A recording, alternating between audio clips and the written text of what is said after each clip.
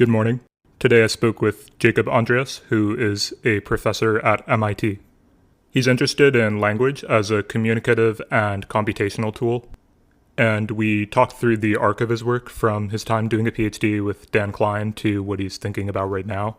In particular, we talked about his move away from being a grounding fundamentalist and how that interacts with the way he thinks about world models, how he's come to think about doing research over time, and how he understands the relationship between language and the world around us. Hope you enjoy, and here's Jacob Andreas. I was sort of thinking about exactly where I wanted to start with this conversation, and it struck me as I was reading through some of your earlier work and then reading your more recent blog post on world models. You mentioned that you used to be a grounding fundamentalist, and it sounds like this has been true until fairly recently, like you were on the 2020 Experience Grounds language paper. And so I want to get a sense of how that particular commitment has taken shape for you. Like, what was it that made you a grounding fundamentalist before? And then how do you think that you've kind of come out of that perspective?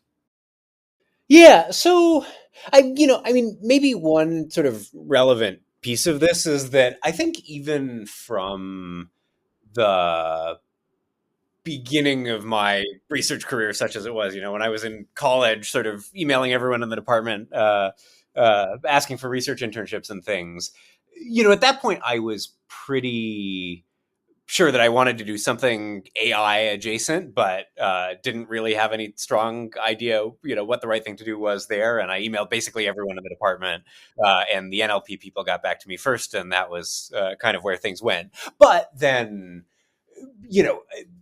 to the extent that I think what I've always been interested in is thought. It felt like these sort of deeper questions about cognitions and how do you build deeper questions about cognition and how you build artificial models of cognition were sort of closer to the surface in language processing, language understanding problems than at least in what was going on at the time in vision and robotics and things like that. I'm sure, people in the vision world would disagree with that. And I think this was, a pretty widespread view in NLP that was not a widespread view in the rest of the AI world. I think seems to have actually borne out pretty well in terms of, it being language models that got us into the state that we are right now. But then as soon as you start saying, okay, well, I'm really interested in language as a window into cognition, the kinds of tasks that seem important to study, the kinds of tasks that you want to think about are not just language processing tasks as we typically think about them, part of speech tags and parse trees and even summarization. It's about, building systems that sort of act in the real world and that relate language to external things, to actions that they take, to things that they can perceive. And so I remember being really, really inspired by a lot of the work that Bronovan and Regina Barzilai were doing right here at MIT. That was and I guess at the same time Ray Mooney and a bunch of his students at UT that were doing some of the first really exciting work, really thinking about how to relate language to perception and action. And I think the important thing at the time was that it felt totally implausible that you could, from text alone, learn how to do any of that. Or that you could, from text alone, learn enough about how the sort of outside world worked that you would wind up with a copy of or a model of the outside world inside the parameters of one of these models just by doing anything with text, to say nothing of just doing next word prediction. So I think, to the extent that I was a grounding fundamentalist, it was that basically, well, we have all of these tasks that we care about that are clearly not about understanding language as such, but about understanding the rest of the world. And with the kinds of models, the kinds of learning algorithms that we had access to in, 2012, 2013, 2014, it felt unlikely, or maybe even felt impossible, that we would, be able to learn all of those deeper things about meaning without some explicit evidence for the way in which language related to the outside world. So, I think the big thing there is we underestimated, or at least I underestimated, just how much there actually is once you start talking about internet scale text corpora. And I think this is something that we'll talk about more today, there's still a lot of important questions about what you can do with a sort of human-sized text corpus as opposed to an internet-sized text corpus. But once you live in a world where we have access to and the ability to train on internet-sized text corpora, it turns out that a lot of the things that we thought you couldn't get from language, you can, after all. Yeah, for one, I definitely agree with that perspective. And I feel like the way you just put that convincingness, it seems to ring true among a lot of NLP researchers. Maybe the more particular version of that question, though, that I'm hoping to figure out is something like, do you feel there's anything particular? So looking at, as you were talking, I was thinking about, you mentioned the differentiation between specific, more NLP focused tasks, things like worrying about parse trees, and then that being different from things that are a bit more agentic. And I kind of see that in your work from a decade ago, where you're looking at like how much word embeddings encode about syntax and things like this. And I have a lot of questions for you about the particular commitments in those papers, but at like a higher level, as we're discussing now, I feel like I'm trying to understand how this bears out in like the Jacob Andreas answer to this question. If there's anything you can like identify in the set of commitments that you had developed that maybe inform how you respond to that evidence, and like how similar or different you feel your response to this evidence of, oh, now we have web scale, data and lots of text. Do you feel like the shape of your response to that information is like different from the people around you, or like how would you position yourself in the space of like NLP researchers seeing, GPT-3, ChatGPT, and being like, oh my, I didn't expect that? Well, yeah, I mean, certainly I was one of the people saying, oh my, I didn't expect that, at least, even with sort of GPT-2 and the first like long form text generation that was coming out of GPT-2, which, now we look back at it and say, oh, this is garbage. Like it, contradicts itself 4 sentences in, why would anyone ever pay money for this thing? But, if you think about what like RNN language models or even transformer language models were generating in 2017, 2018, like being able to get paragraphs of text that even like mostly held together was pretty surprising. And so this may be an answer to the question that you were asking before, but I sort of I don't know about poo-pooed, but at least was saying, oh, things like part of speech tagging and parsing don't get aren't really about language understanding, but in fact they were, right? And if the kinds of mistakes that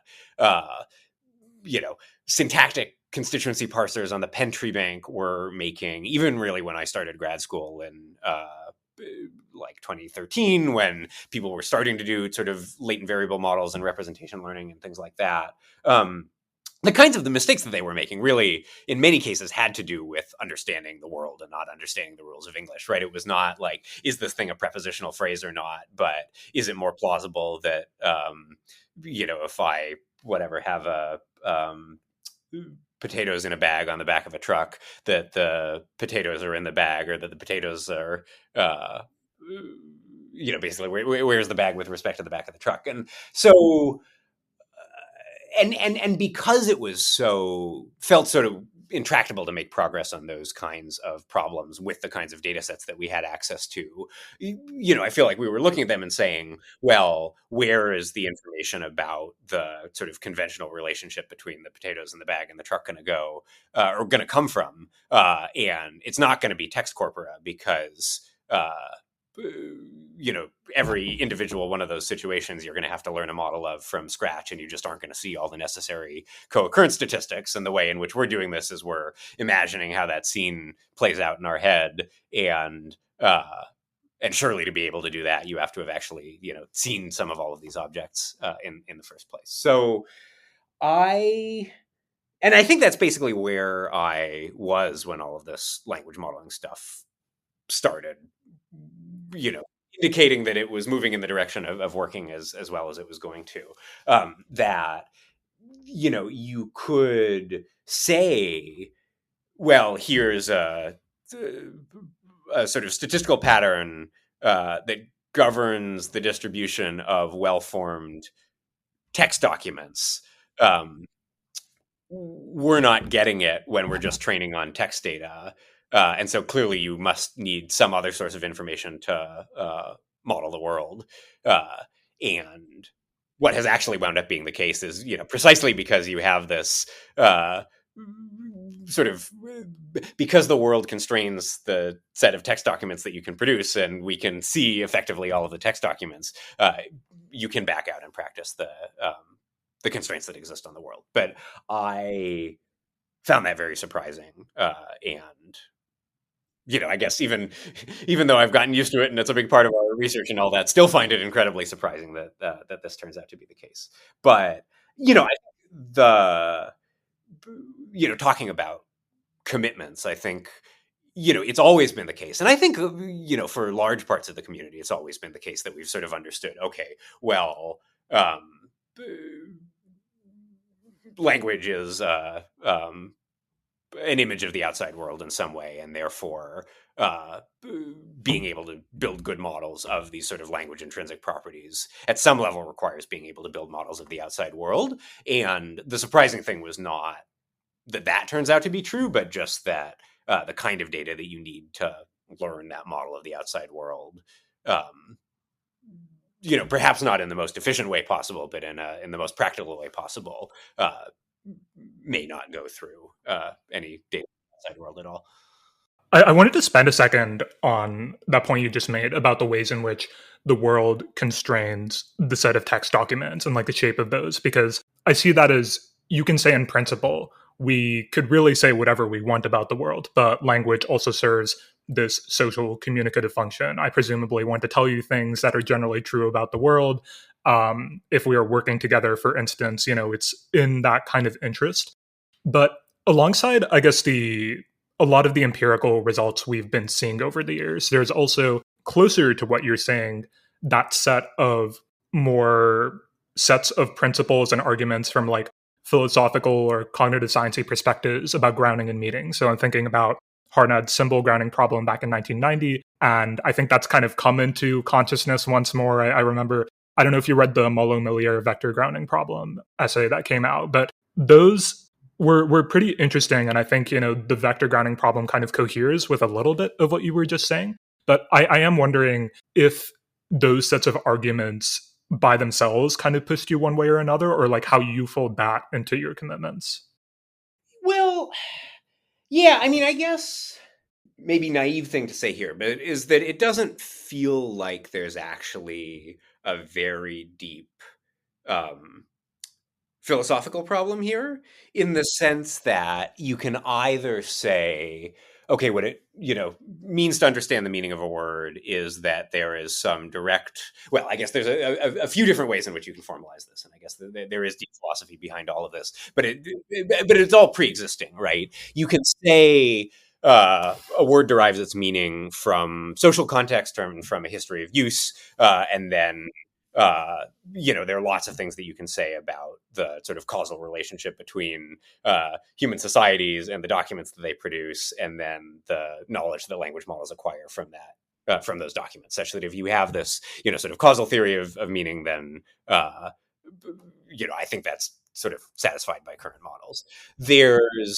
You can take the attitude that, okay, to understand the meaning of a word requires like really directly being able to ground that thing in perception, that there needs to be some, direct correspondence between like actually what it feels like qualitatively to perceive the color blue and the word blue. And, if you stipulate that, then obviously the kinds of models that we're training on text data, and maybe even the kinds of models that we're training right on perceptual data that's filtered not through human eyes but through other kinds of sensors instead, doesn't satisfy that property, and we can say without doing any experiments ahead of time that models will never understand meaning in this sense. And this is true, but I think it's maybe not a useful or not an interesting definition. And then you can say, well, to know the meaning of the word is to relate it to some broader sort of conceptual model of how the world works. And it's enough for that model to be isomorphic to what exists outside in the real world, and to be isomorphic to the thing that exists in other people's heads. And, I think this is most sort of mathematically inclined people have the intuition that objects that are, the same up to a unique isomorphism are just the same. And And if you take that perspective, then you have an interesting empirical question, right? Which is, under what conditions do models trained on very different kinds of data from the models that people are being trained on, like, when do those things acquire a representation that's isomorphic or sort of isomorphic and, sort of particular bits and pieces to the things that exist in our head or the things that exist in the real world? And um, and I think that's kind of where we are right now, that, like, yeah, you can define meaning or understanding or whatever in all of these different ways, but the the one that gives rise to an interesting scientific question or an interesting engineering problem is the one that says, okay, well, for grounding, it's enough to have to be grounded in some sort of representation that's isomorphic to the real world. That makes sense. And I guess hearing everything you've said now, I want to jump back in time by like 10 years in a moment. But I was thinking about with the grounding language and with points and paths and continuous spaces paper, for example, which is something I wanted to talk about. When I first read that, I was like, oh, you've been thinking about like grounding and grounded meaning for a while. And now kind of hearing you talk, it sounds like your thinking about it or interest in it is more of an instrumental interest towards the sorts of engineering and things you want to do. How would you kind of fold the way you've thought about grounding and your interest in that into the other things you're interested in? So I think I'm interested, I mean, in a couple of different things in that regard, right? So certainly, as far as building language technologies by any means necessary, or, maybe not by any means necessary, but at least in a way that's not necessarily in the service of answering any scientific questions. Well, okay, let me take a step back, and I think there's actually maybe three different things that I want to say I'm interested in here. One is the science of models that look like language models, right? The ways in which or the things that LLMs and related technologies have been able to do, I think, are quite surprising, and it turned out to be surprising not just to people who are working in machine learning and NLP, but also to people who were working, who were studying intelligence and other kinds of biological systems, people who are interested in complex systems generally, people who are interested in sort of large-scale data-driven methods applied not just to language. And there's something to understand here, right? And something deep scientifically to say about what are the conditions under which you learn structured representations of the world, you learn how to learn, you learn reasoning procedures or whatever, what kinds of data do you need, what kinds of predictive models do you need. And I think even if it were the case that there was zero, whatever economic value or practical value in producing these things at all, those would be really interesting and important questions to and that really aren't directly about human intelligence or biological intelligence at all, but the kinds of things that you can learn just from large amounts of the right kind of data, or the things that you can do to build intelligent systems generally. And there, I think that's where all of these questions about, okay, what really do the internal representations in these models look like, and under what conditions do they assume particular forms, why all of that research is important. There is the sort of practical engineering problem of, we want to build language technologies and sort of, I guess, cognitive technologies generally that make people's lives easier and that allow us to not do the work that we don't want to do and spend time doing the sort of participating in the activities that we find meaningful and important. And there, again, I think the question is just like, what is the most effective way to build these things? And right now, the most effective way to build these things does seem to go through large amounts of language data and maybe a little perceptual stuff and maybe not, or maybe that's sort of the icing on the cake, but that there's a set of questions that you need to answer just in order to build the best version of a language model or the best version of an AI assistant that's gonna best help people. And then there's a second scientific question, which is, what, if anything, does all of this teach us about human intelligence or animal intelligence more generally. And, I think what's tricky there is that there was this beautiful period when it seemed like all three of these questions were going to have the same set of answers, right? The question of how do you build an AI system that's useful to people? How do you understand the conditions under which sort of intelligent seeming behavior arises, and how do you explain why human intelligence specifically looks the way it does, or has the properties that it does? All seem to require answering a common set of tools, right? Or a common set of questions, and that we were gonna, sort of think deeply about how our own intelligence worked. We were gonna replicate that in silico, and we would wind up with these really useful other things. And that turned out not to be the world that we live in, right? And so we have ways of building these incredibly interesting, and in some cases incredibly useful language technologies in ways that I think actually teach us very, very little about how human intelligence works at all, at least naively applied, right? That like the sort of fundamental issue here is that we do learn not from internet scale data, but from much, much, much smaller amounts of language data. And we currently have no way of, training computational models from scratch on the same kinds of data and getting them to human level sort of performance on these tasks. And I would be surprised if when we have models that will be able to do that, if we do, that those things will look very much at all like modern language models, or at least that there won't be some other important piece of that system that we haven't yet discovered, right? And because the thing there is that the behaviors that you exhibit as a competent adult human are the result of these two nested optimization processes, right? There's the sort of optimization process that you as a learner over the course of your lifetime are solving, and there's the optimization process that evolution on an evolutionary timescale is solving. Evolution to a first approximation has never seen a language. It definitely has not seen English. And so to the extent that you're able to acquire adult-like English capabilities from tiny amounts of data, it's because there's something special about the place that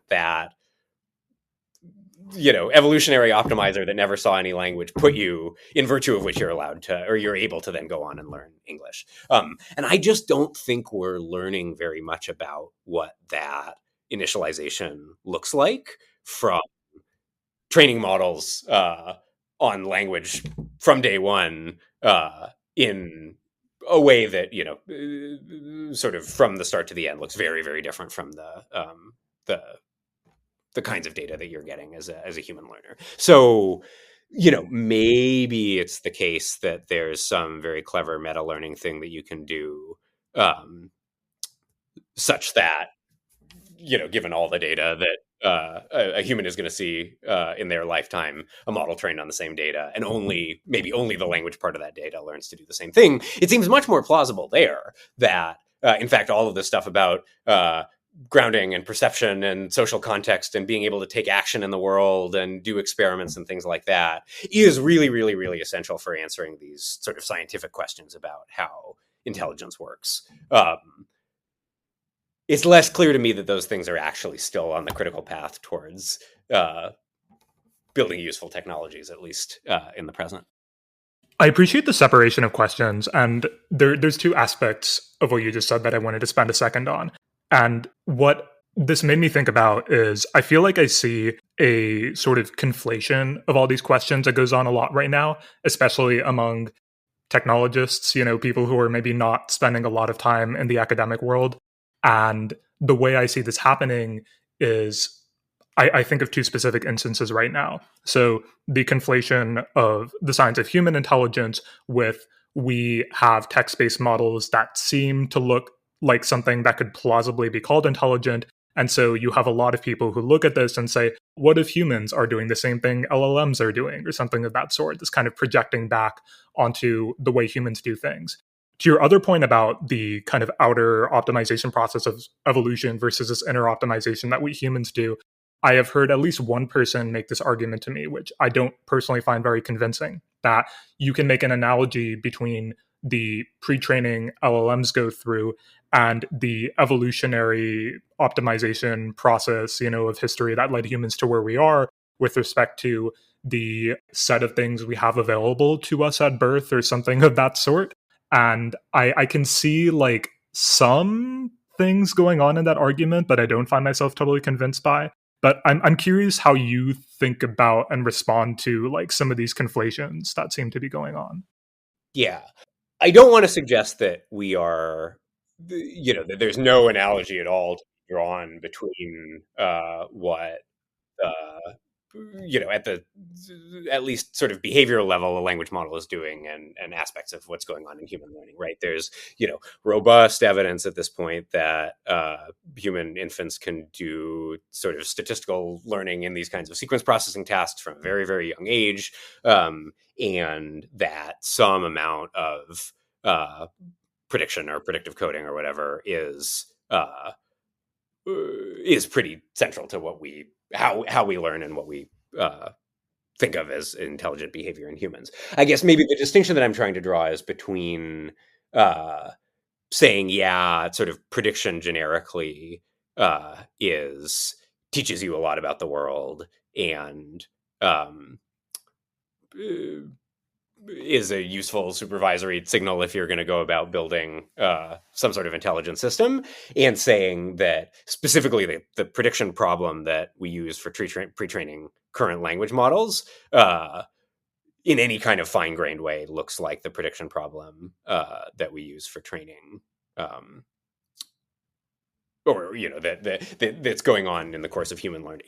And I think one other subtlety here is I think it's like not clear to me how much this is a language specific distinction, right? There's a sort of corresponding observation that people, for example, in the vision world have made that representations in visual models look a lot, or I guess representations in models computer vision models trained on computer vision tasks look similar to or align well to visual representations in the human brain, and that sort of circuits that show up in early vision also show up in circuits for the lowest layers of these models.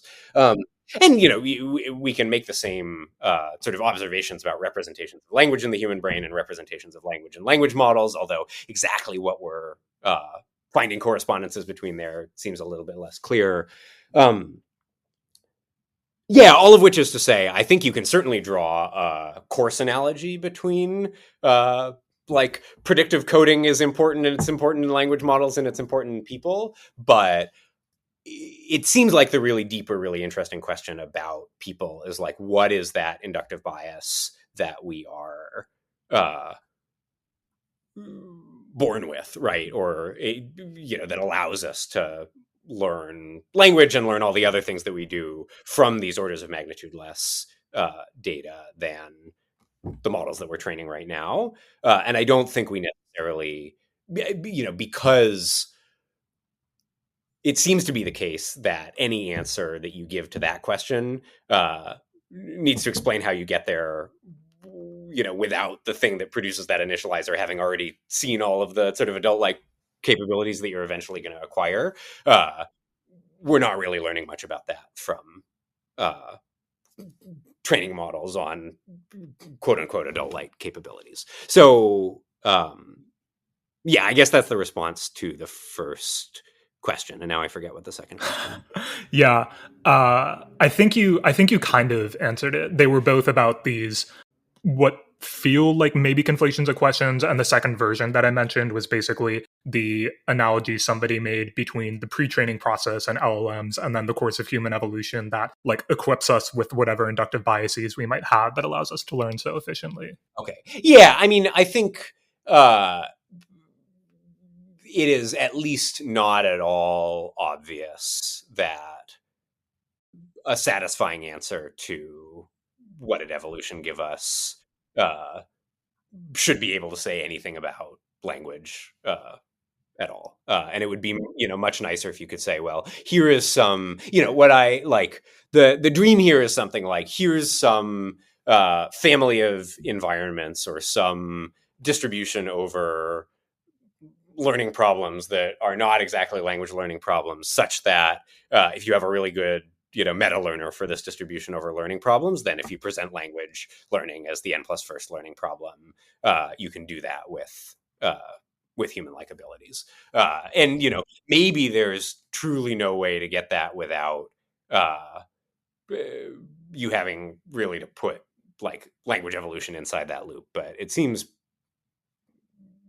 in any case, it would be very surprising and unsatisfying for the, hey, here's how I produce the initializer, to have already ingested all kinds of stuff that it seems very unlikely that the human initializer has ingested. Yeah, that feels reasonable. It's a question of, with using the analogy for comparison that this other person made, something like the difference between I have seen all of this text and kind of generated a set of statistical patterns, and then now through in context learning or whatever else, I can efficiently latch onto localized problems within language, versus I have all these other capabilities that are not necessarily language related. And so kind of ab initio, when I'm just figuring out how to do anything with language at all, I can very quickly pick up all of these statistical patterns and things that kind of allow, for example, young children to go from like not really understanding anything to being able to produce coherently grammatical questions in like a matter of a very, very short time. I want to spend a little bit of time on some of the ideas that came out of this paper that we were kind of talking about from 10 years ago about grounding language in continuous spaces. And the thing that I thought would be interesting to spend a little bit of time on was this Neo-Davidsonian formal semantics that comes up here, which is about how like a sentence's meaning is fundamentally described by a set of events, and that's associated with a set of predicates. And I'm kind of wondering about, maybe we can talk through a little bit of this formal semantics, like the role it plays in the paper, and kind of how you come to a point where you're like thinking about using this in particular. Yeah, I mean, so this was, I guess, really the first sort of substantive thing that I did in graduate school. But so I was coming out of computer science undergrad, like really didn't have much formal training in linguistics at all, but had been sort of looking around for a way to, like I was saying before, like we were talking about before, answer these questions about, okay, how do you, sort of learn some representation of language that actually explains how you sort of do things with it in the world.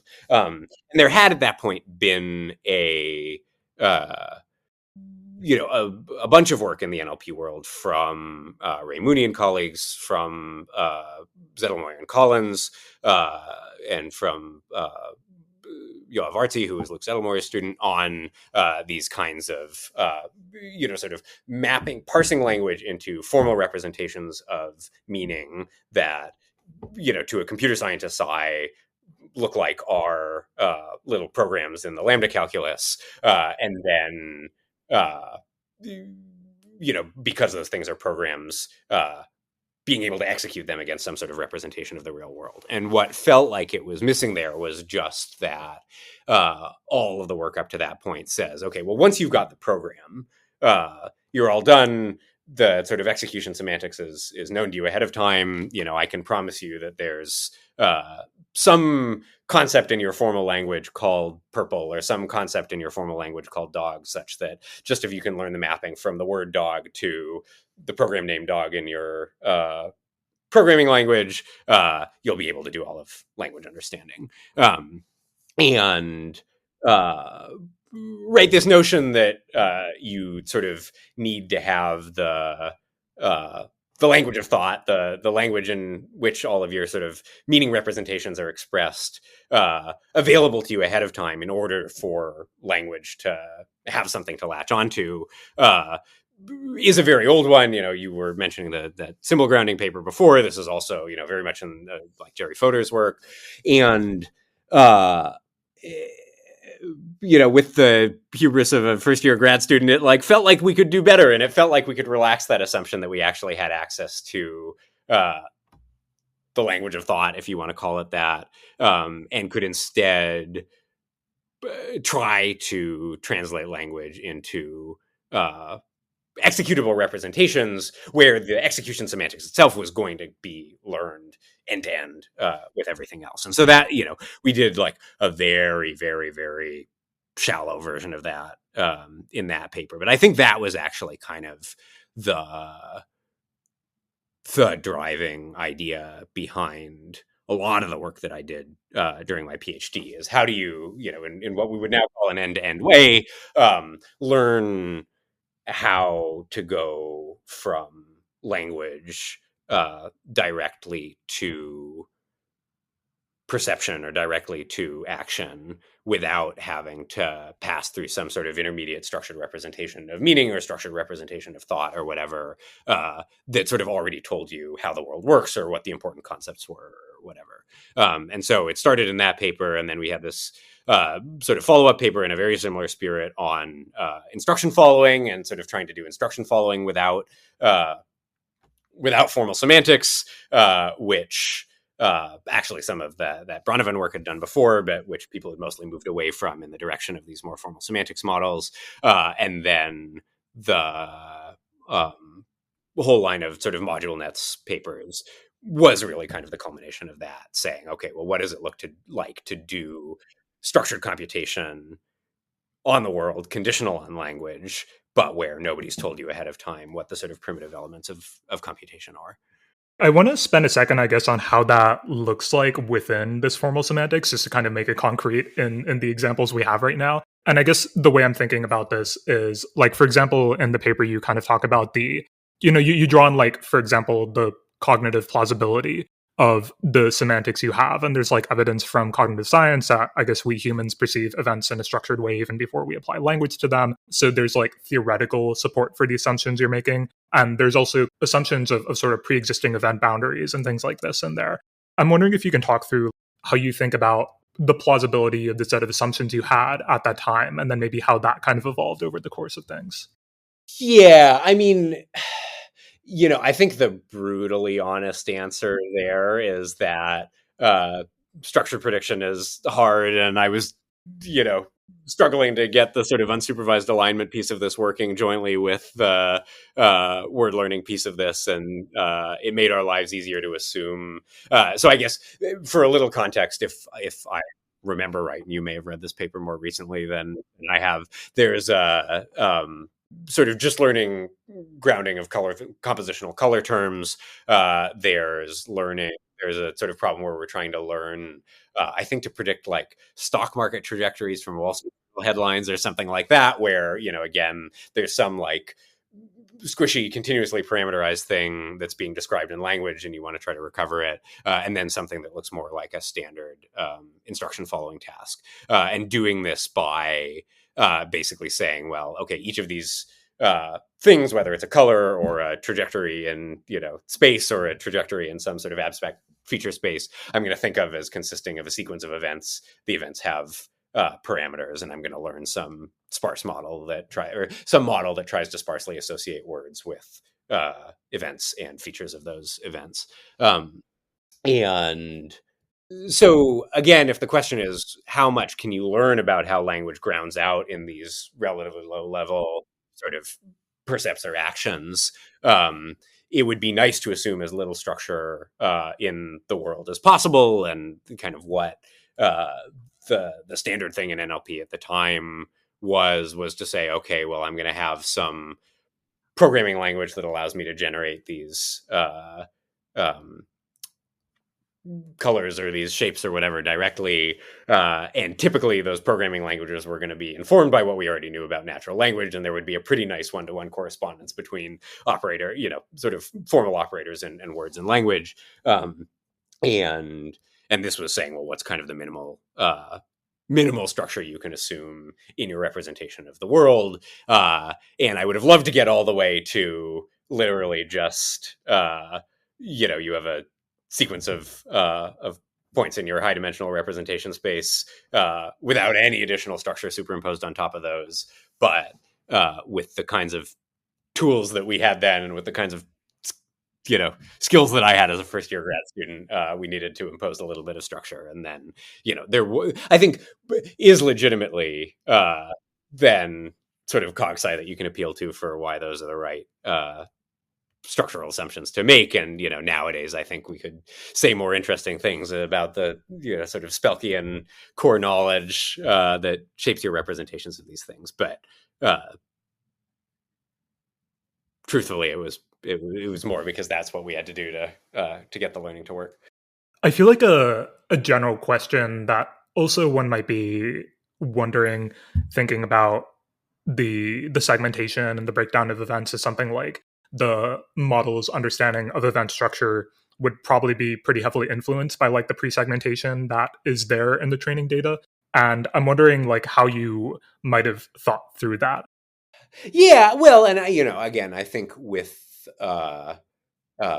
whatever, an eye towards cognitive plausibility or needing to make an argument for cognitive plausibility down the road, it was things like in this navigation task, sort of event boundaries or I'm now struggling to remember exactly what they were, but passing by important landmarks or something, the things that you sort of pre-assumed were likely to correspond to things that people were talking about. But I think the question that we should have been asking, or the question that we can maybe ask about these things now, is what does it look like if you do all of this in a truly end-to-end way? And I think we could go back and revisit that model with something that looks more like attention, and I bet you would find different different ways of carving up the world than the sort of top-down thing that we were imposing, which I guess is the big lesson of all this neural stuff from the last while. And then there's an interesting question of if you are really, and I think this is going to become relevant as all of the language models that people are using nowadays become multimodal. How does language shape your representation of the world and the way you carve up the world and the way you sort of featureize objects and divide objects into parts and divide videos into events? And in what ways do those things look like or not look like the ways people do it? And, not just the ways some like first year grad student is sort of imagining that people do it, but the ways in which people actually do it. Jumping back in time again, I was sort of struck by, so this is another 2014 paper, but you worked on this question of how much word embeddings encode about syntax. Beyond like the specific questions in this paper, something that struck me about it was it felt like a very clean example of you going through like the general scientific method of like, you're super structured, it's clean, here's a question, here are some hypotheses, here are how these hypotheses can interact. Here are like a couple of different orthogonal experiments we can do to test these hypotheses, and here are the results. And it was like very, very clean and structured. And it kind of made me wonder at this point where you were like 10 years ago, do you feel like your process scientifically is generally as structured as it like seemed to me in this paper? Or how would you describe the way you go about doing science and how that's developed? Yeah, well, okay, so that was a paper where, word embeddings were the new hot thing, and they were useful for all kinds of classification tasks, and it wasn't yet clear whether they were going to be useful for more sort of structured prediction-y things. And we had a really good parser lying around at Berkeley, and, could we use these word embeddings to make it better? And the conclusion was basically no. And I think I agree that that's like a very nice, very clean, well-designed paper. The most important thing about it is it was completely wrong in terms of whether word embeddings or these kinds of continuous representations were useful for doing any kind of syntactic prediction. And the work that in parallel, like Richard Zocher and Danchi Chen were doing at Stanford at the same time, I think showed very conclusively in the opposite direction, that in fact there's quite a lot to learn about syntax from these continuous representations. So yeah, I mean, I think on one hand that I think was a really good, useful early experience of saying, hey, we have this question, getting a bunch of negative results. And, I remember writing that paper. I would, go into my meeting with Dan, and I would present my latest batch of negative results. And then we would both scratch our heads and say, but it has to work somehow. And we would, come up with some new experiment. It still wouldn't work.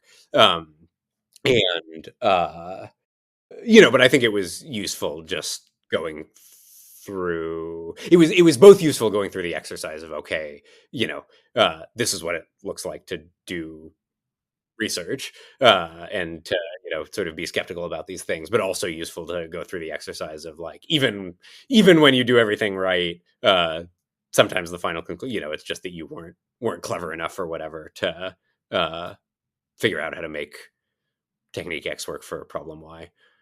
Yeah, I mean, when I'm thinking about reading through this paper and putting that together with the fact that you mentioned, Soker and all these other folks who were doing work that went in the exact opposite direction, I see something like, you had the set of experiments you had, and you were kind of able to work with that and think through the hypothesis you did end up supporting was that word embeddings import syntactic information that's basically like redundant with distinctions you learn from tree banks in other ways. And you're kind of able to tell a story here.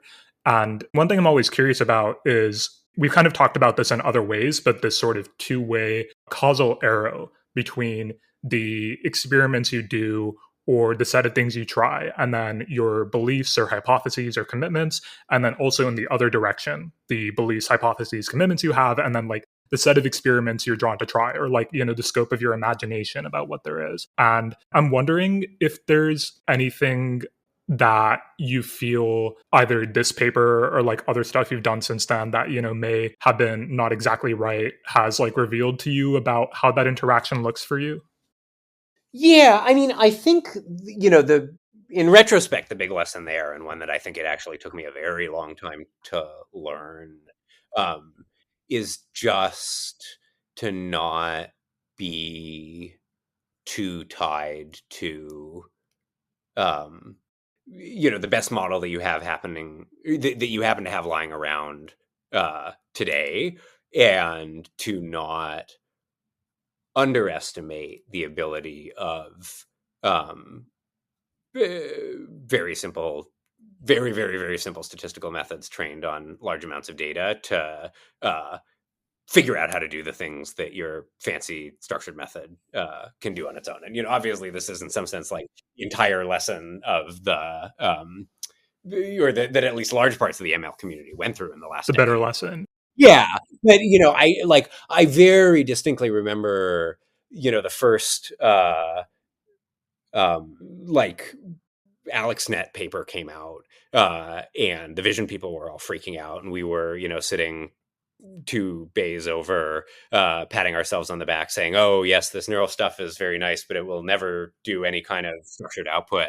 And then the seek-to-seek paper happened, and we didn't freak out. We said, oh, this is very nice, but it'll never do, trees and graphs and other objects with combinatorial structure that's not just sequences. And in fact, they didn't, but the best way to get tree-shaped thing was just to linearize the tree and then do sequence prediction on top of the tree, and then thinking about, structured potentials that allow you to place probability distributions over well-formed constituency trees was just entirely the wrong way of thinking about this problem, not because constituency syntax is not itself real in some way, but just because it doesn't play nicely with the machine learning tools that work. And we went down a whole path of trying to figure out how to take existing parsing machinery and make it play nice with these neural representations. And so this paper that we've been talking about was a negative result.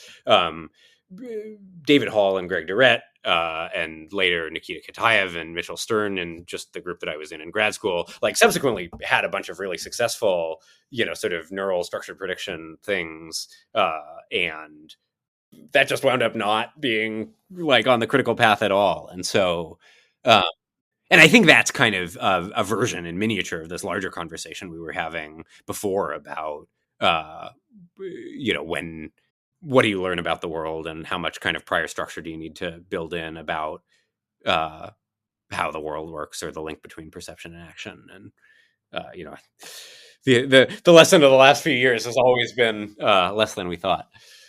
But one other thought there in the opposite direction is that you can certainly be too committed also to the hypothesis that, because the neural model is doing better than, or the, sort of big dumb end-to-end model is doing better than your nice structured thing, that it's solving the problem in the same way as your nice structured thing. And, especially like in the work that my lab has been doing recently, around interpretability, I think it's very easy to trick yourself into seeing things that aren't there, or aren't as clean or nicely structured as you expect.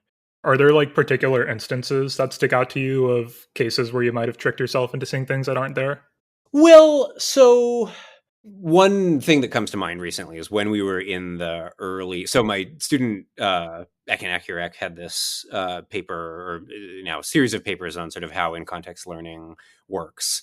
The second of which is specifically on how sort of in-context language learning works, and we did this by sampling a bunch of regular languages, where there's some sort of hidden state that you have to keep track of to figure out whether a model is in the language or not. And there are good classical learning algorithms for taking a sequence of strings generated from a regular language and inferring the underlying automaton that generated it.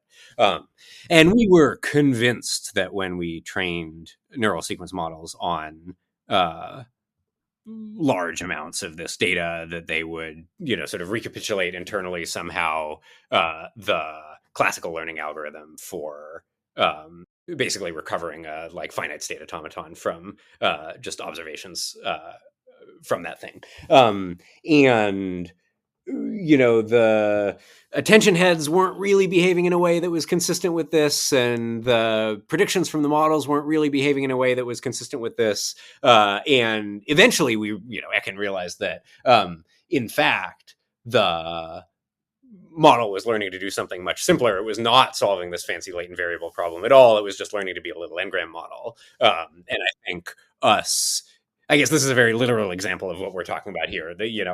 We probably would have been able to finish this project faster had we had weaker assumptions going in about the form of the computation that the model was performing. And in fact, it wound up being something that was not quite a like classical n-gram model, because there's some nice sort of learned smoothing you can do on top of it. It also very much wound up not looking like a classical DFA induction algorithm, because that seemingly is just like not the right thing for to do when you have sort of small data sets of the size that we were looking at here. Do you think you figured out how to have appropriately weak assumptions, ones that kind of expand the space of possible hypotheses to things that might have been simpler than what you expected before, but like not so weak that it's like having no inductive bias? No, or at least I feel like it's something that I'm still working on and still learning how to do. And I think this is in some ways the the superpower that you have as a new researcher in the field, is that you're not burdened with the knowledge of how everyone before you has solved this particular problem. And I think that's a large part of the reason that we've seen so much progress again on all of this neural sequence modeling stuff, from people who, on one hand, to maybe caricature this a little bit, have the perspective that ChatGPT is magic, and on the other hand, don't have the perspective that there's some nice, clean, optimal algorithm for solving task X, if only you could figure out how to like jam it inside a transformer. Do you think that like expanding that insight about how new researchers are kind of less burdened, with the caveat that there are always like exceptions to these things, but do you feel like that generally is like a pattern you see that kind of has to be true, where researchers who spent more time in the field, who have like more of those kind of baked in, this is how people have done things, have less of that flexibility assumption wise? Or do you feel like you have thoughts on, how you could get back to that point or something yourself maybe? Yeah, well, I think it's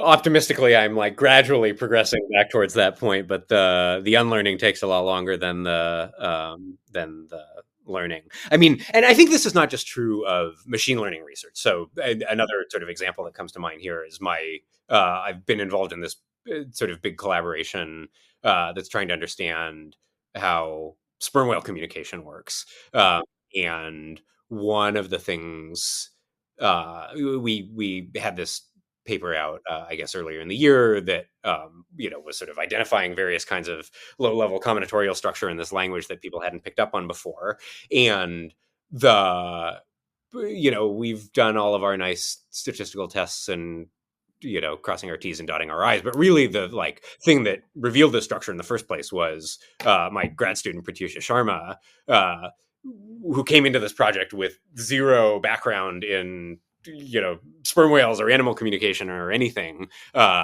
looking at this data set, coming up with a way of visualizing this data set in a way that would just have it make sense to her, and then having that visualization be sufficiently different from what people had been doing before that all of this new information about how the system worked just sort of popped out the first time.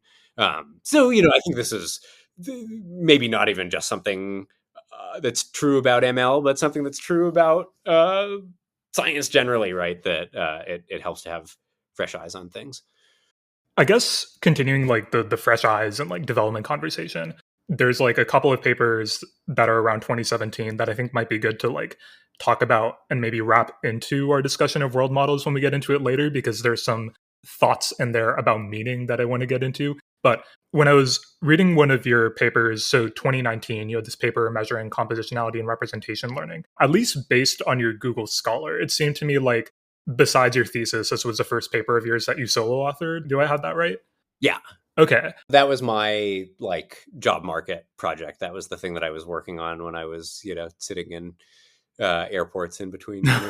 I'm wondering if just also the fact of this, of course, the PhD thesis obviously being a massive, massive thing, but if this felt like a significant event to you, signaling I am doing my own thing now, or how you think about a lot of the work you've done with Dan Klein, your advisor. I can kind of see some of his more recent work with students going along some of those same lines. And so it makes me wonder how and where you think about your research interests becoming more independent and coming apart from his, and what that's looked like for you.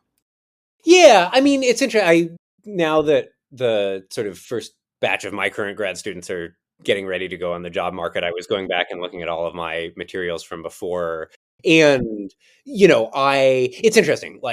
My big PhD paper or line of work or whatever was the module net stuff, which I think has actually not stood the test of time all that well, but led to some of these other sort of questions about interpretability that I think really kind of informed the shape of the work that the lab here is doing today, and some of these questions about just language as a representation of an intermediate representation for computation, or as something that can sort of supervise representations that you're using for other tasks outside that specific module net framework, which also is very much still what we're thinking about these days. So yeah, I mean, I think, it's always the case that you have to go through this exercise of differentiating yourself a little bit. I think not even necessarily from your grad school lab, but just from your own grad school work to say, hey, I have a sort of research direction that's longer than 5 years and that can,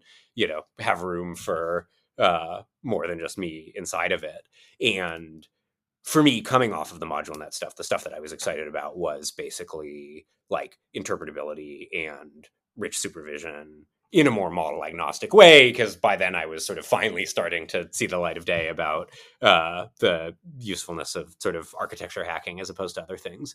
And so I think, that's where that measuring compositionality paper came from. That's where the learning with latent language paper, which was the last thing that I sort of did on campus, came from. And those were sort of the last, the translating neuralese, the first sort of real foray into automated interpretability. And those were the last 3 slides of my job talk, and I think are kind of what the lab has wound up working on. At the same time, something that I think I didn't totally appreciate at the time, but have definitely come to appreciate more now, is that, you think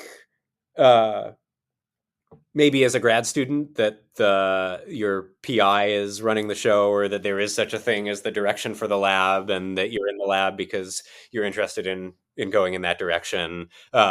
And in fact, it's entirely the other direction, right? Like, the grad students are setting the agenda. When you're starting out as a new PI, you have some body of work that you're identified with, and therefore other people are going to join your group because they're excited about that direction. But then they develop their own interests, and like, really your function is just to keep things sort of roughly coherent, or to function as a good sounding board for the ideas that everybody else in the group is coming up with independently on their own. And so, when you were saying, looking at some of the stuff that's going on in Berkeley, I don't think I did that. I don't think Dan set that direction. I think it was just kind of in the air. And certainly, like, Dan Fried around the same time was starting to get interested in many of the same kinds of questions about like pragmatics and the relation of pragmatic inference and grounded language understanding. And he's continued to do a bunch of super cool stuff in that direction at CMU. So yeah, I mean, I think it's easy to impose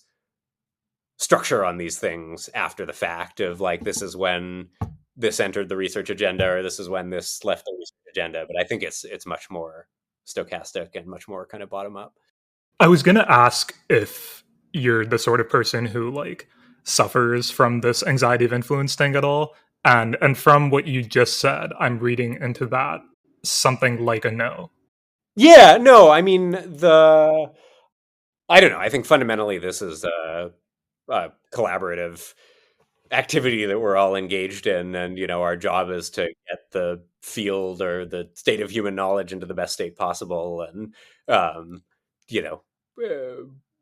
who does that, or how they do that, feels less important. The thing you said earlier about the advisor not being like the main person necessarily setting all the agendas, and how it's a lot of the grad students exploring their interests, and then you kind of keep it coherent. From the papers your group puts out, I get the sense that this is the way things like really function in your lab, and I'm wondering if you feel like your grad students feel this way. Well, I certainly hope they feel like they're the ones setting the agenda. I mean, I think maybe the surprising piece of that for me has been that, even as everyone's kind of developed their own interests, and I've sort of taken the backseat in terms of, and this is not entirely true. Like, there are definitely projects that like I'm excited about, and I have my little list off to the side where, when somebody comes and says, "Hey, I don't know what to work on next," I like have things. But when people are starting out, it feels like most of the projects are coming off that list, and now most of the projects are not coming off that list. But at the same time, I can look at everything that we're doing and say, okay, there really are a small number of kind of coherent overlapping themes here. And I think that just reflects the fact that it's it's not like my research direction, it's the group's research direction, and everybody's talking to everybody else all the time, and everybody knows what everybody else is working on. And that is the mechanism, I think, by which coherence is maintained. That makes a lot of sense. I think I want to jump into some of the more recent stuff that it seems like you've been very, very interested in. So the agent model stuff and the world models. One of, I think, the first papers of yours that I'd read was this language models as agent models paper in 2022, which was like this super interesting position paper. You were basically trying to argue that like language models can serve as models of agents in at least this pretty narrow sense of like predicting relations between agents' observations and internal states and these other things. And you have like two particular claims, and one of them I know is like based off of beliefs, desires, intentions model, which also comes up in like one of your earlier papers. And then once you like have these representations, you can then causally link them to like language model prediction and stuff like that. I'm wondering, maybe to get a little bit of like the backstory behind, I can see some of these ideas, kind of how they bear out in some of your earlier papers, but I'm wondering if you have, even if it's like a post hoc imposition of structure, like what you would describe as the way that you came to the set of arguments in this paper. Yeah, well, so this was really, on one hand, my attempt to sort of reconcile myself with all the stuff that was going on in LLM land and do some of the work of causing myself to be not surprised by what was going to happen in the future. And on the other hand, so my student Belinda Lee had shortly before that had this paper at ACL on sort of trying to figure out the structure of state representations inside what were then the kinds of models that we could do experiments with, which were tiny like BART T5 size things, and finding evidence for crude, and I think in retrospect even cruder than we realized at the time, information about the sorts of states of entities and relationships between entities being mentioned in a discourse, and a little bit of information about where those things were located, a little bit of information about what properties those things had.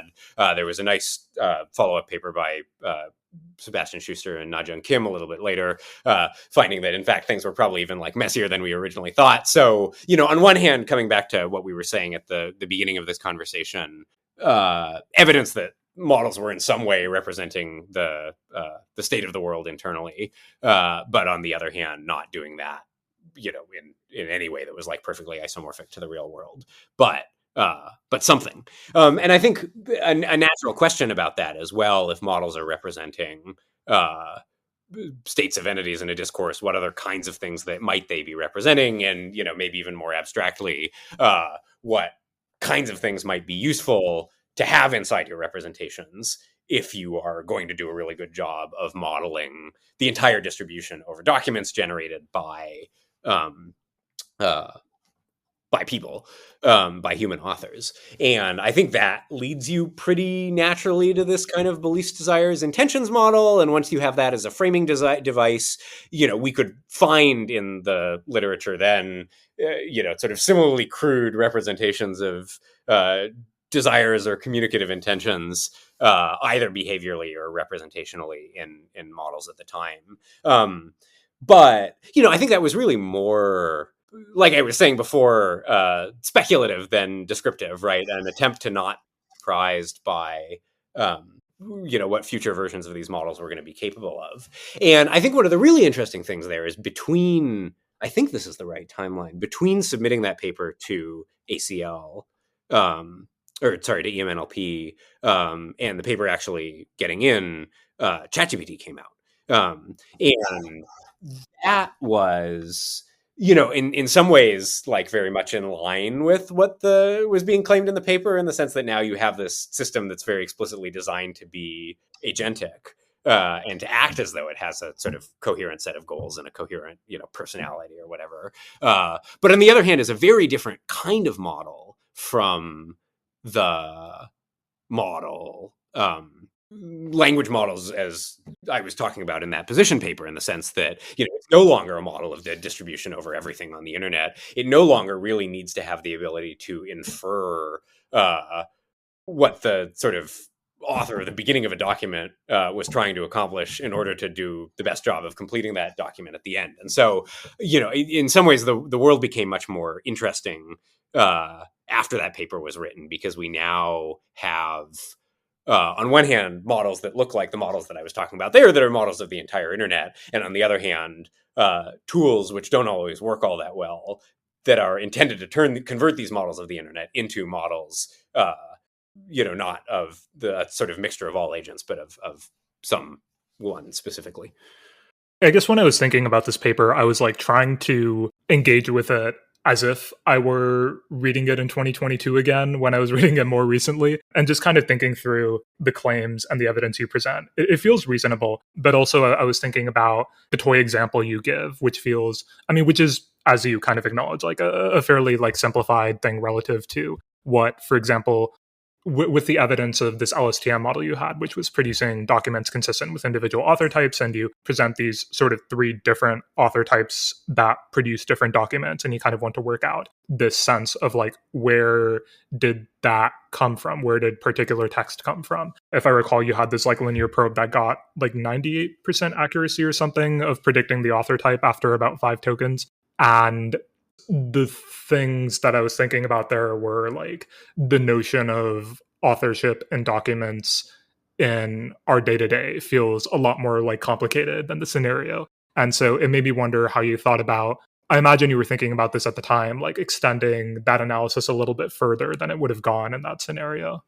Yeah, well, so one thing that I can point to that does, I think, extend that analysis further is there was this paper called Deep Definity by Li Yi Zhang from Tom Griffith's group that's, sort of really like relating this to sort of sufficient statistics and like classical hierarchical Bayesian models and, identifying basically what are the conditions, what are the data generating processes under which you expect representations to behave in the way that were being described in that paper. I mean, I could talk for another hour just about like toy experiments and the role of toy experiments in interpretability research, because I think when I was starting out, there was this real like aversion to anything that looked like Block's world, and even some of the like natural data sets, but relatively simple grounding that I was looking at in like early stuff in grad school.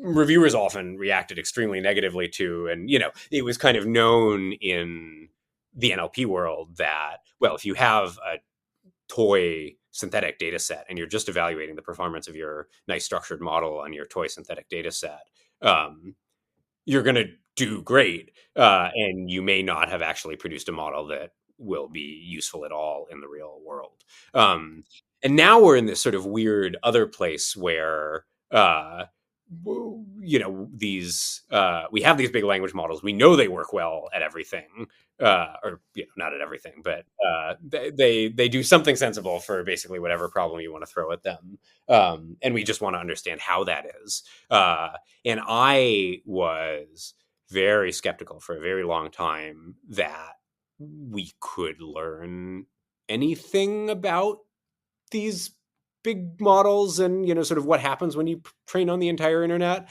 by looking at what happens in representations in models trained on toy data. And I think in fact that has not turned out to be true at all, and that there's a lot of really high quality interpretability work that generalizes to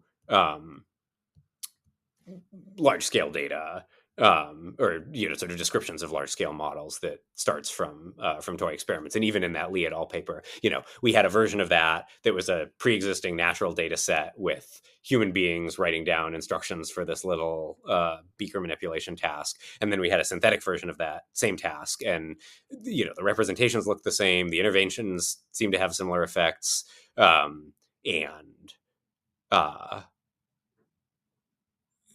I think that this is another one of these things that's been taking longer than it should have, but how I think about the role of synthetic experiments, I feel like has changed a lot in the last 5 years. Now, that being said, the experiments in the language models as agent models paper are very, very, very simple. And as you're saying, I think not convincing on their own as like, this will definitely, definitely you expect on the basis of these experiments, much bigger models trained on much more complicated data distributions to encode much more complicated things in their hidden representations.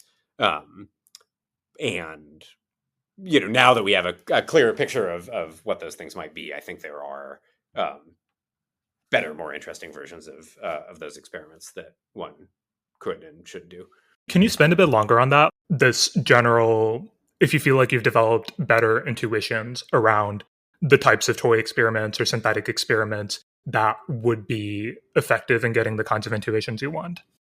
Well, I mean, I think maybe the salient difference is that when so first of all, for evaluating capabilities of models, especially models that have been pre-trained on the entire internet, now you almost need to have synthetic data rather than natural data, so that whatever sort of biases in the natural data distribution the model may have hooked into aren't present, and you can make sure you're actually evaluating what it is that you're evaluating behaviorally. And that was a big shift.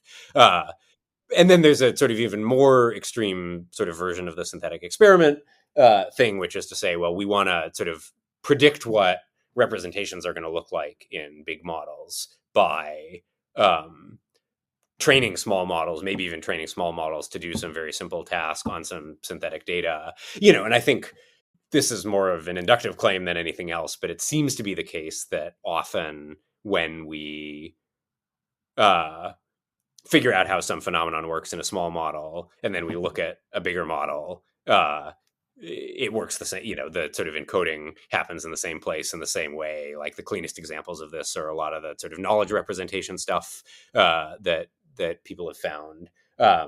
And that to the extent that you believe that to be true, and we have to continue to do these experiments, but at least like good evidence for how something is going to work in a big model is if you can train some tiny model to exhibit a behavior of interest, figure out how its representations look. That feels right, like a very reasonable sort of thing. And I guess insofar as you're thinking about like architectural, structural similarities, it feels like it kind of bears out that this would work. I want to maybe segue a bit into the world models blog post that you wrote recently and how that kind of relates to a lot of the different themes we've been talking about.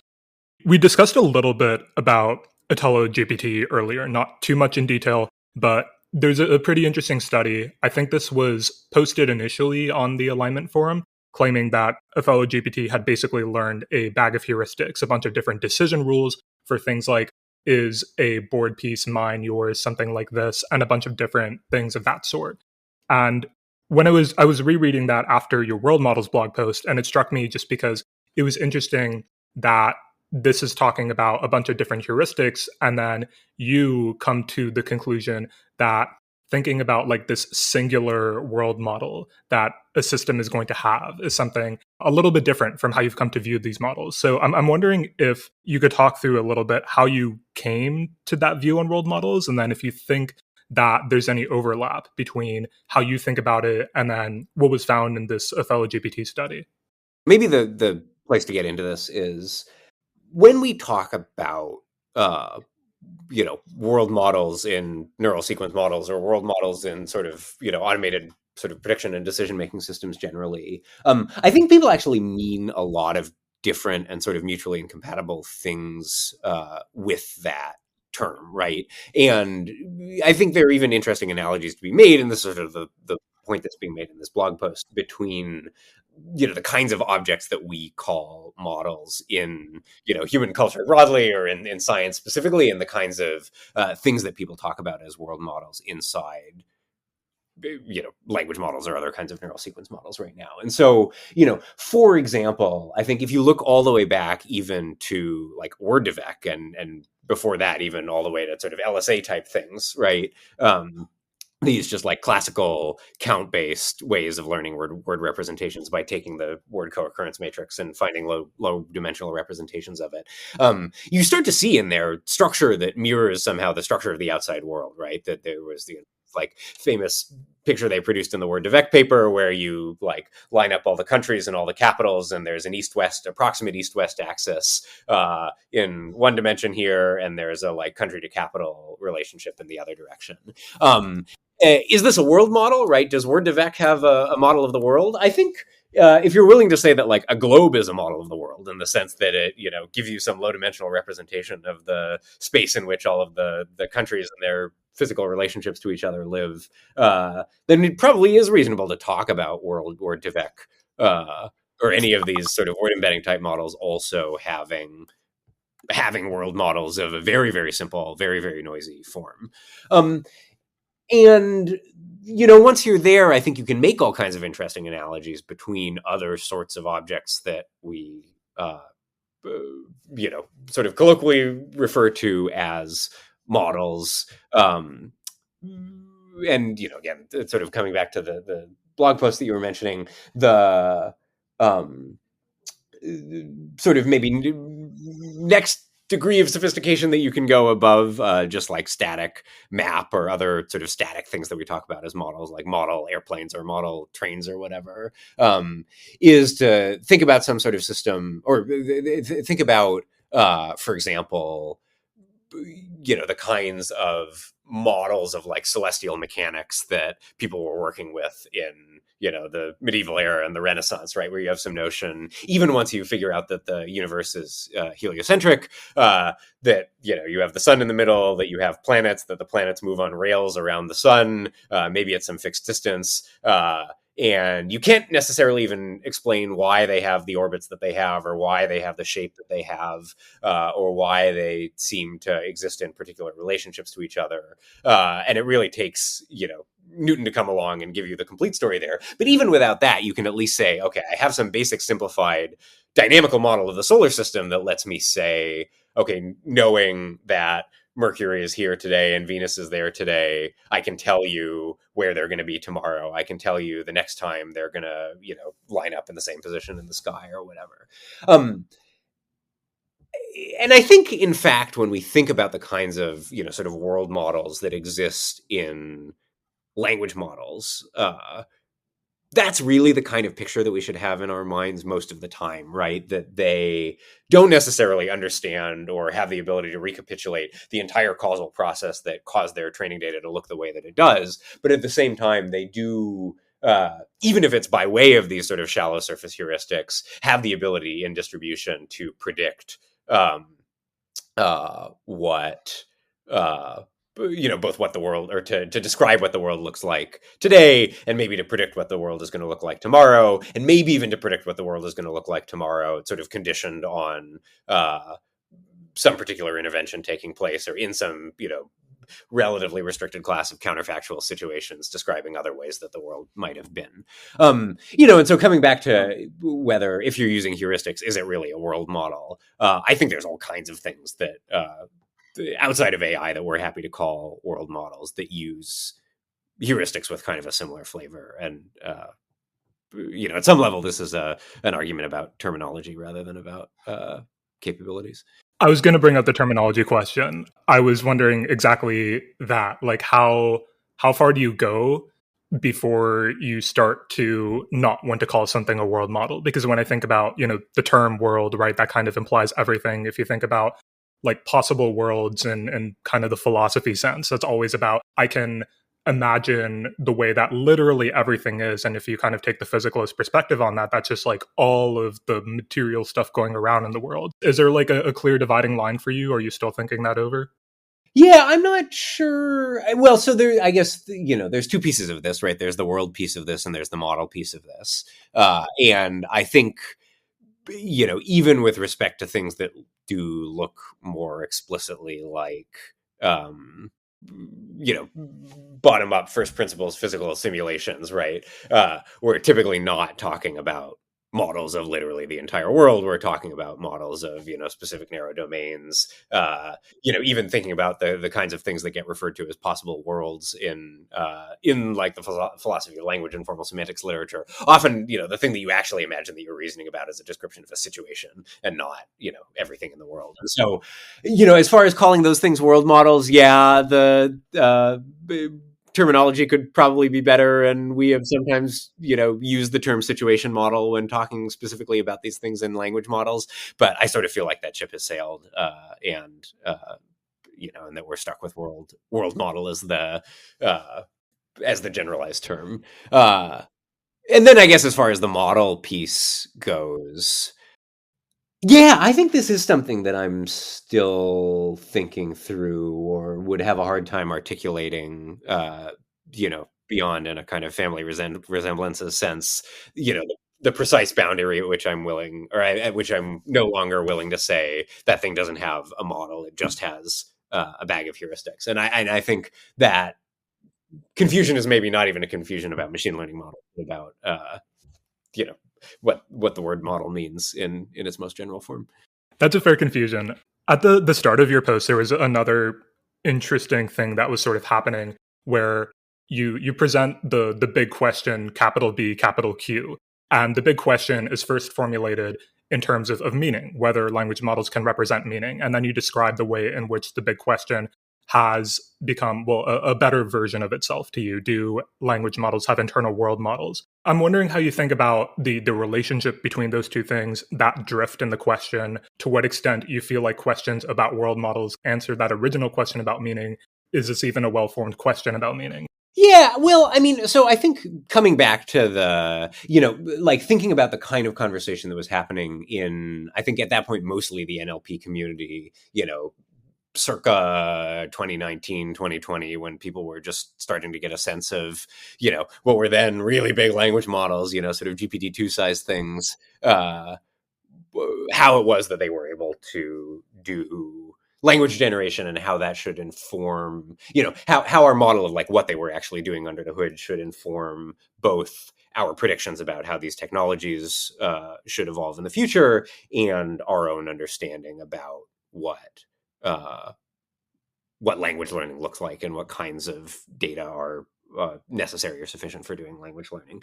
And yeah, and I think the way we were thinking about it and the way a lot of people in the NLP community were thinking about it, and right, there was this very influential paper by Bender and Kohler about, sort of how to conceptualize meaning in language models that I think did a very good job of at least stating that as like one question that we should be asking here is a language model a model of meaning, and what would convince us that a language model is a model of meaning. But then the difficulty that you immediately run into is that there is no universally agreed upon definition of what it means to be a model of meaning, and you can give an account that is really grounded in perception and action, and to know the meaning of a word is to know, what to do when somebody tells you to do it, to know what, to be able to imagine what a scene would look like if it's described to you. And there is a whole linguistic tradition that, sort of follows in that vein. But you also have, in addition to these, sort of abstract model theoretic notions of meaning that just require you to have, some sort of representation of possible worlds that doesn't even necessarily need to ground out in the real world. You have proof theoretic accounts of meaning that say it suffices to be able to recognize sort of relationships between sentences. And obviously there was a huge amount of work in the NLP literature, exactly motivated by this in the form of sort of natural language inference and entailment recognition problems. You can have these sort of social causal accounts of meaning that say, the sort of language derives its meaning from a history of interactions with other people in this kind of Kripkean tradition, and so on, right? And that as soon as you start trying to answer the question, does a language model represent meaning? The hard part of the question is the philosophy of language question. I think as soon as you've made that precise, or as soon as you've sort of imported the appropriate terminology from that literature, the actual turning that into an actual precise question that you can ask about a language model, I think, becomes relatively easy in most cases, in the sense that, certainly you can ask, does a language model have the ability to perform entailment? Does a language model produce representations from which we can reconstruct, perceptually grounded representations of situations that are being described? Does a language model derive its usage of words from a social context in which those words are meaningful? And so I think maybe the takeaway from this is that we have a lot to learn as a community from, things that people in philosophy of language have been thinking about for decades and decades, or centuries and centuries, and that there are many different ways of operationalizing what we think of as the big question, each of which suggests its own kind of research program, and many of which I think we've now seen sort of put into practice in parallel. Yeah, to what you said, I was following a lot of the different papers that were coming out earlier. I think Todd Lindzen was on one about language models and reference, and then Harvey Lederman, who I spoke to a while ago, had a paper that responded to this and a bunch of stuff earlier, talking about it's not the most well-formulated question to say language models themselves are referring, but rather, like, is it their words that are referring, and stuff like this. And I think not everybody agreed that, it made sense to make a distinction between those questions, and that was kind of its own whole thing. But maybe isolating out the broader, like, meteor meaning question on its own, I'm wondering if your move away from being a grounding fundamentalist informs how you think about that meaning question. Well, I think it's more that I think we now have, for at least the, many of the mainstream ways of formulating that question, ways of saying, hey, here's a precise test that I would run against a language model to answer this question. And as soon as you do that for any of these formulations, the answer is, well, kind of sometimes. And, so in that sense, maybe it's it's not well posed just to say, does it represent meaning? Does it possess a world model? Because different modes of interacting with a language model invoke different kinds of computations and produce different kinds of representations, and give you responses with varying degrees of accuracy. And this is fine, right? They're just like complicated objects, and questions about them and about how they work are not necessarily going to have black and white answers. To make this a little bit more concrete, one thing that I think we have a lot of evidence for now is that, there are very simple kinds of situation models that at least say, okay, here are all the entities that are present in a situation, here are their properties, or here are their relations to each other. There was a really cool paper by Jiahai Feng with Stuart Russell and Jacob Steinhardt recently, sort of looking at what this looks like in big models. But at the same time, sitting on top of whatever circuit is constructing and manipulating and reading out of those nice structured representations, there's a circuit inside a language model that just loves to copy things. And there's a circuit inside a language model that knows all about n-gram statistics within a very shallow window. And, in ways that I think we still don't have 100% the ability to predict, small changes to the way you present a problem to one of these models will either invoke or rather think of it as the n-gram circuit and the copying circuit and the quote unquote world modeling circuit are all running in parallel all the time, and they're all competing with each other. And sometimes one is going to win, sometimes the other is going to win. Do you then want to say that the language model has, even in the most limited sense? Yeah, maybe, in the sense that you can localize some circuit that has the structure and that functions in the way that we would be willing to draw analogies between other kinds of things that are sort of uncontroversially models. Does this fully explain the behavior of a language model? Absolutely not. And and so I think we're sort of in a world where there are model type things that live inside these larger computational structures, and we don't really have a great language for talking about how all those things interact. Right. The mechanistic interpretability angle, I mean, it seems very, from the practical, like, useful perspective, interesting. I think I find trouble with, like, reading too far into it in terms of meaning. And I remember, I don't know if you've read Simon Blackburn's Spreading the Word. It's like his very good introduction to philosophy of language. And there was a part in there where I could swear if he were thinking about mechanistic interpretability today, I feel like this would have been his response. But he basically argued that it's kind of a matter of philosophical argument whether the elements of a computing system can be items whose representative powers explain what it is for us to understand our own terms in particular ways. And so it's kind of weird to explain how numerals refer to numbers by, like, unscrewing a computer, finding some modification in the circuits, and concluding that, like, the numeral 7 represents the number 7 because the numeral is translated into a particular modification of circuits, and that intrinsically represents the number 7 or something like this. And so he kind of finds it troubling to go through that, like, mechanistic lens of understanding and then extrapolate from that to say this explains how reference works in real language. I'm wondering if you, like, would agree with that perspective. Yeah, absolutely. I mean, I guess in the sense that I am pretty skeptical of about the prospects of anything that we're doing here to answer questions in philosophy of language. I think, things flow in the other direction. Like, if you have a theory of how reference works that sort of stands on its own, then you can ask whether that theory is actually implemented in some other model. But I don't think we're going to learn how, make sort of discoveries about abstract philosophical truths by breaking these models into pieces. That being said, I think there are other adjacent questions about how language works that we certainly can learn from studying both how these models work internally and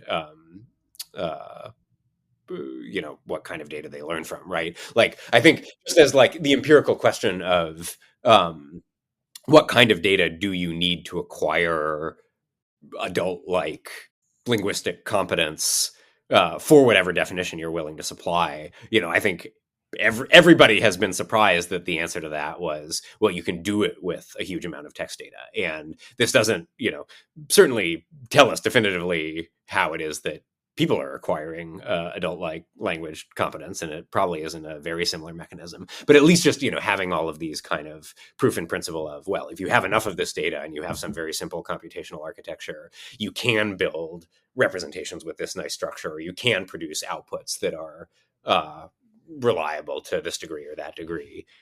Like, these are super interesting and super important scientifically, and I think should be influencing the kinds of, and are influencing, right, the kinds of questions that people who are interested in, sort of empirically, like how language works in the mind, how language works in the brain, how you take inspiration from those things. But at the same time, I don't think they're, you can only do that if you start with well-formulated tasks and well-defined and well-defended, sort of defensible definitions.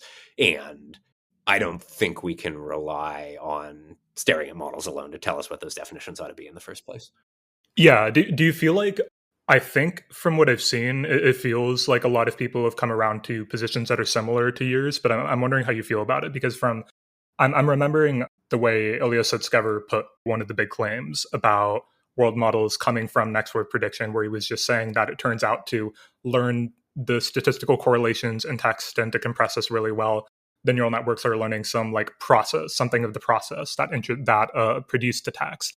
And to him, that text is then like a projection of the world. And so the neural network is learning, this representation of the world, which is fundamentally that big world modeling claim, and how he thinks that get that out of next word prediction. And so I remember, I think around that time, it felt like this was a pretty influential view. I'm wondering if you feel like a lot of people have kind of come around to a position similar to what you just explained. Yeah, I will. And I think, maybe even nobody would have ever disagreed with that, as long as people were willing to stake out exactly what degree of faithfulness in that representation was necessary to say, yeah, this model is learning to model the world and not just surface correlations. But, basically it feels like I think there is actually very little disagreement about the sort of empirical facts, and that most of the disagreement is about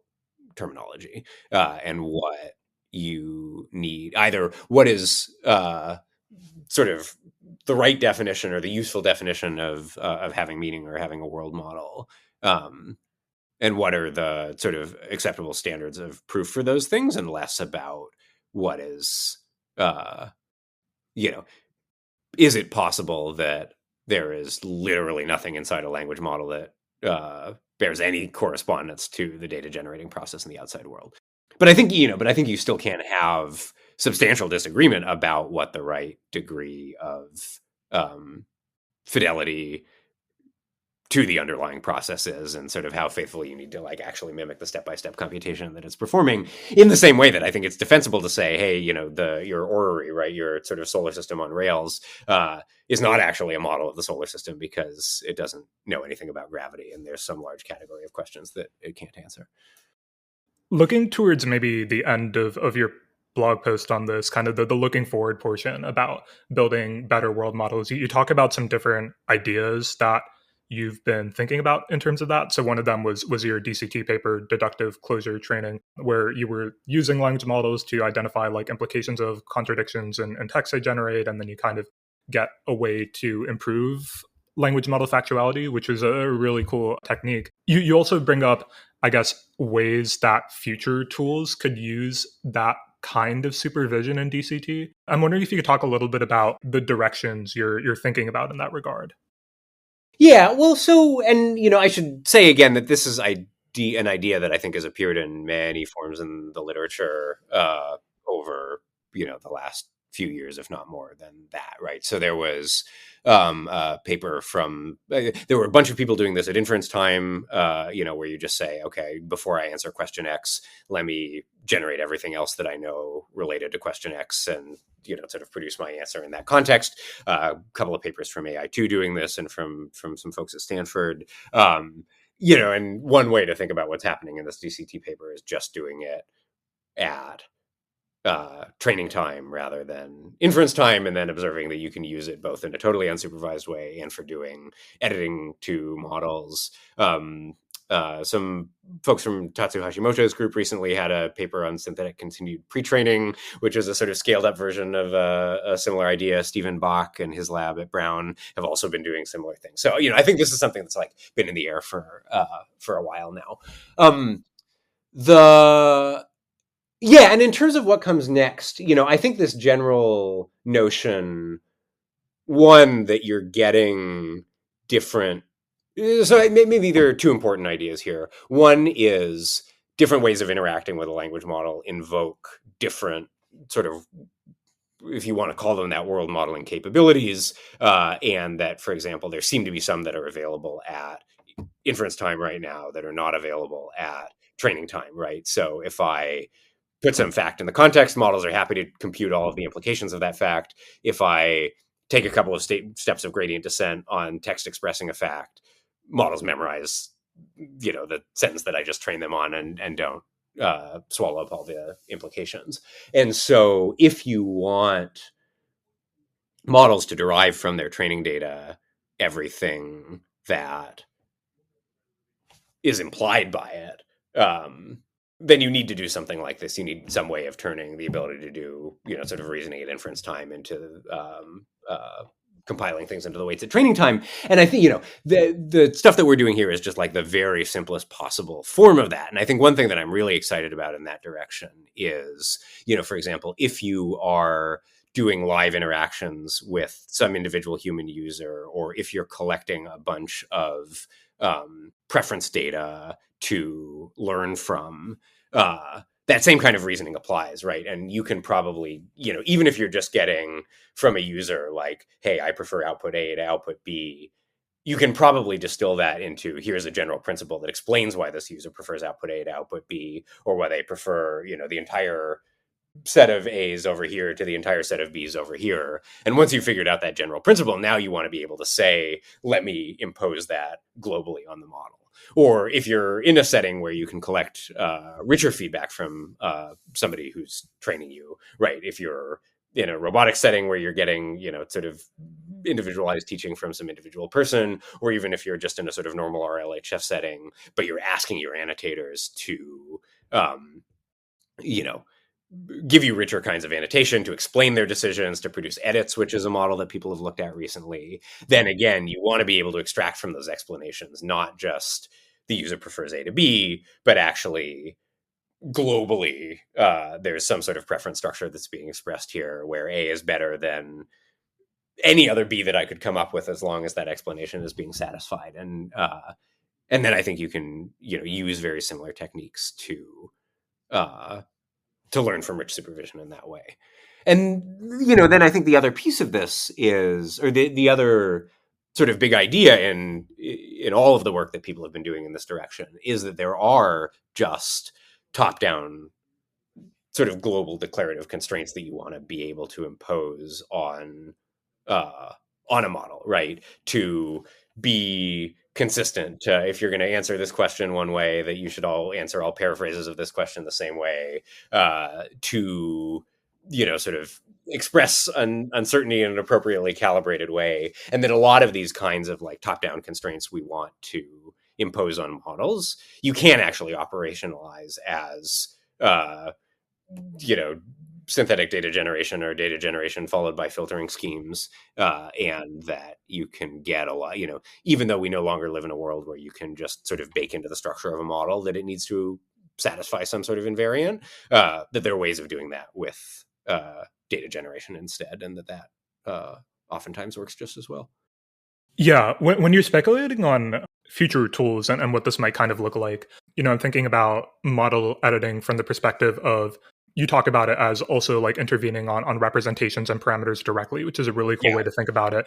And we've definitely seen work in that vein. I'm thinking about the task vectors paper, I think it was called, where, it's a very surprisingly simple idea. You just subtract the weights of like the base model from the fine-tuned model, and then you kind of get these things you can apply. to make it better or worse at things. And so it sounds like this is also something you could do to the purposes you just described, or like, how are you thinking about that? Yeah, I mean, that actually feels a little bit different in the sense that I think we could live in a world where everything that I just said is true, but task vectors don't exist. And, in some sense, then the fact that they do should make us even more optimistic about the prospects for these things. But I don't know that we've yet found, whatever the direction in parameter space that corresponds to telling the truth more or whatever. And it might turn out to be that there is no, sort of nice corresponding structural thing. But maybe there is, right? And, so for example, one thing that, has been found many, many times that I still find very spooky is that you take a model, fine tune it on a bunch of sentences that are true, and it gets better at doing fact verification about totally unrelated facts, right? That somewhere latently in this model, there's some notion of or ability to perform this task that is not like maximally activated or that's having to compete with other things. When you get your even sort of supervised fine-tuned model off the shelf. And I think we just still have a lot to figure out about what is happening in those cases. But until we figured it out, we have these sort of external behavioral synthetic data generation things that we can do instead. I think maybe just a good final question is I'm wondering, just as, somebody who is thinking about the intersections of a lot of these problems and kind of within academia, I'm always just very curious about your perspective on where you feel like the questions you're interested in fit into the world, this like very weird AI landscape we're all finding ourselves in right now, and like how you understand that, and maybe how you would like to see, for lack of a better word, progress go in the questions you're interested in. Do you have thoughts on this? I feel like that's many things to unpack there. In terms of the role for academia, I think, and I may have said this before, but we're in this sort of funny state right now that almost feels like being whatever 19th century like natural scientist, where we have these big complicated systems that we don't totally understand. We're in this kind of pre-theoretical state, and there's a huge amount of work to be done both on figuring out actual concrete things about how they work, but even what it kind of means to do good science here, or what the terms by which we recognize a good, useful, predictive theory of LM behavior is. And this, I think, is something that academia is extremely well positioned to explore. We have pretty big open models. It doesn't require huge computational resources to, hold them in your hands and look at what they're doing when they're processing a single document. And even in a world where it turns out not to be necessary to have any of that scientific understanding to build tomorrow's language models, I think it's just incredibly interesting in its own right, as just another window into what is the nature of intelligence and reasoning and thought, and how close can you get to the things that we give those names in human cognition, in this very alien system that was produced in a different way, that works in a very different way. At the same time, I think it's also the case that there are clearly big questions that whatever the sort of big industry players here are just not all that incentivized to look at, in terms of, what can you do with smaller amounts of data, or what, I think something that we've been thinking about a lot, specifically, is, like interactivity, and what can you learn from a single user on the timescales that are relevant to a single human being who's interacting with one of these models. And what, then again, what does that tell us? Maybe not just about, sort of language models and how to train language models, but how to like teach people or learn things from people, and do data generation in a much more open-ended way. So I don't know. I'm generally extremely excited. I think now is, it has always been, for basically the entire time I've been doing research in this area, the best possible time to be doing research in this area. The scope of questions that we haven't answered and that we have the reach to answer just keeps getting bigger and bigger. It feels that way. I know you said that was the last question, but I feel like I can't help but ask since you mentioned it. Would you say a word about what you've come to understand good science to be? So I think, well, there's good science in the most general way, and then there's, I guess, good science as it relates to the specific kinds of topics that we're discussing now. And maybe to start with the second thing, it has a strategy that has worked surprisingly well, um, at least for the kinds of questions that we're interested in, is to say, really think of this thing as a black box that someday is going to be as good as possible at doing the thing that it does right now as you can imagine. What are the research questions that are still interesting to ask there that aren't tied to sort of specific implementation decisions that people are making today? And so, in the context of all of this interpretability work, like, what are the kinds of questions that you can ask about interpretability that don't, without saying the word transformer or without saying the word RNN, or, to the greatest extent possible, even without saying the word like neural. And can you frame these things as like general questions about complex systems that do language generation? And it feels like, the kinds of things that have stood up there are the kinds of things that say, here is the right question to ask, or here's the right data set to use for asking this question, or here's kind of experiment that you can design that is sufficiently general that you can do it without needing to know that there's such a thing as an attention head or a feed forward layer or whatever inside an underlying model.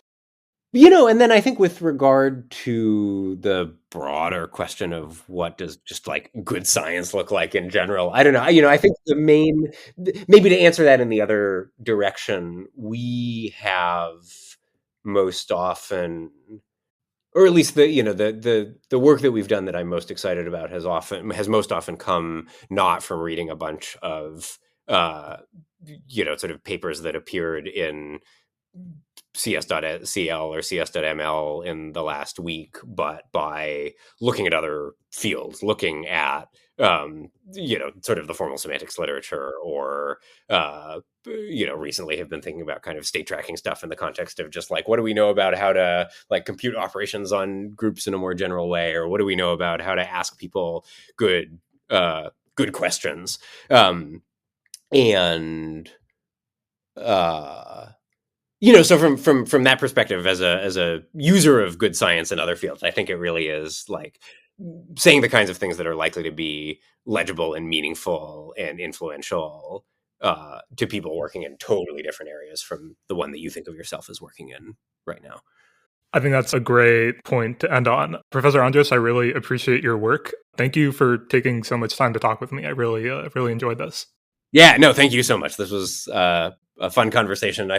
As is probably clear, I feel like we are all still figuring a lot of this stuff out right now. Thank you for listening. Thank you to my guest, Jacob Andreas. And as always, if you like this, consider sharing it around.